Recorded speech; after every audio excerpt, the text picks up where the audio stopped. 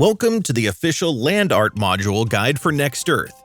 In this video, we'll go through what makes land eligible for land art and how you can create beautiful pixel art pieces on our platform. Let's take a look at the most important things to know before buying land to create land art. Rule number 1. If your purchased land NFT contains even one urban tile, then you will not be able to create land art on it. Only land NFTs consisting of water and/or non-urban tiles are land art compatible. If you have a land that contains some urban tiles, but you want to draw land art on the rest, you'll be able to do so once we implement merge and split functions.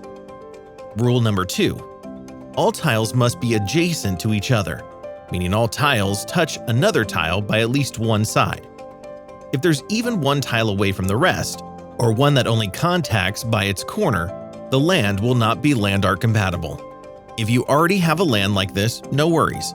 We might change this later on. Or you could buy the tiles connecting the purchased tiles and merge them.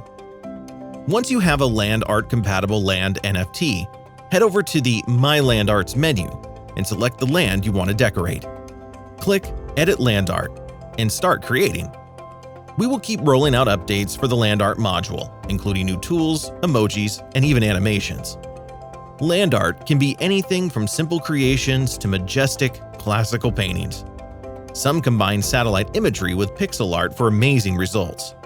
Let your imagination flow. Create your presence in the metaverse. Create collectibles or sell your pieces individually. Let's decorate the ocean canvas together. If you have any further questions about land art or Next Earth in general, feel free to contact us on Discord or Telegram. Until next time.